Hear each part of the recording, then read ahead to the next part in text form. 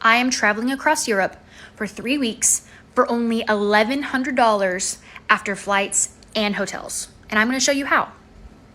The very first thing you want to do is go to skyscanner.com. For the from, you're going to put United States because then it'll look at all the airports in the country. And then if you know where you're going to go, put it there. If not, click explore everywhere and it'll tell you literally everywhere. And then pick a month that you might be able to go. Sometimes there's a cheapest month option. Click that if you want to, and then one adult. For this example, I chose Italy as the destination. So from the US to Italy, the cheapest destination to arrive at is going to be Milan in June for almost $500. I'm going to see if I can find cheaper. So if I go in September, it's actually going to be a little bit cheaper, about $411, $412.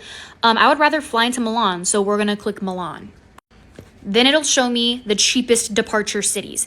I don't live in any of these cities, but I do know that my hometown has a budget airline that flies to New York. So I'm going to click the cheapest option, New York. Then Skyscanner is going to show me all these dates, but I want to know what days my budget airline can fly to New York, so I'm going to check that first.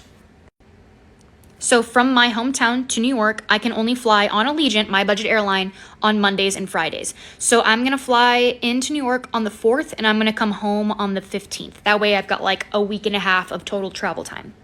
Since I'll be in New York on the 4th, I'm going to fly to Italy on the 5th, and then I'm going to come home on the 13th, because if I came home on the 14th, it would be like over $100 more. So I'll just come back to the US like a couple days early.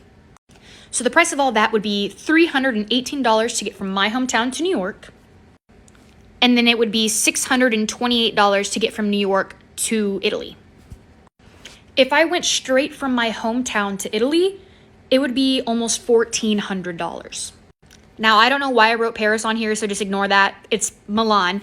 But so Knoxville to New York, $318, 2 hours and 30 minutes, direct flight. Then New York to Milan, I don't know why I wrote Paris, $628. That amount of time, direct. Then you have to keep in mind that for the 3 extra nights that I'm going to be in New York, it's probably going to be around $150. In total, 11 nights, it would cost me this much. If I did that direct for 8 nights, it would be that $1,400. That number's wrong. And the reason why that's 8 nights and not 11 is because this is accounting for those extra days that I'm going to be in New York from the limbo of the budget airline situation.